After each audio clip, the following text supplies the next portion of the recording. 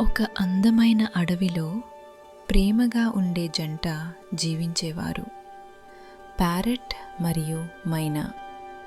Parrot మృదువుగా రంగులతో నిండిపోయి ఉండేది. మైనా శాంతంగా, ప్రేమగా ఎప్పుడూ ఆమె ఆనందం గురించే ఆలోచించేవాడు. ఒకరోజు ఉదయం ప్యారెట్ నది దగ్గర చిన్న రంగురంగుల గుడ్డముక్కను కనుగొంది. దాన్ని చిన్న చీరలలా కట్టుకుని సిగ్గుగా నవ్వింది. మైనా ఆమెను చూసిన వెంటనే కళ్ళలో ప్రేమ మెరిసింది. "నువ్వు చాలా అందంగా ఉన్నావు" అన్నాడు. ప్యారెట్ సిగ్గుపడుతూ, "ఇది చిన్న చీరే, ప్రత్యేకమేమీ కాదు" అంది. మైనా మృదువుగా చెప్పాడు, "నువ్వు కట్టుకున్నావు కాబట్టి ఇది ప్రత్యేకం." రోజులు ఆనందంగా గడిచాయి. ప్యారెట్ తన చీర కట్టుకుని తిరిగితే మైనా గర్వంగా ఆమె పక్కనే నడిచేవాడు. ఒక సాయంత్రం గాలి బలంగా వీచింది. ప్యారెట్ చీర ఎగిరిపోయింది. ఆమె ఎక్కడెక్కడో వెతికింది, కానీ దొరకలేదు. కళ్ళలో నీళ్లు చేరాయి.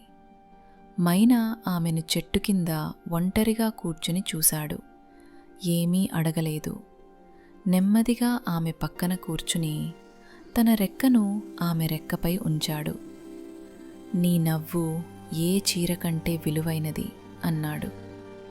మరుసటి ఉదయం మైనా కొత్త రంగురంగుల గుడ్డ తీసుకుని వచ్చాడు. ప్యారెట్ ఆశ్చర్యంతో ఊపిరి పీల్చుకుంది.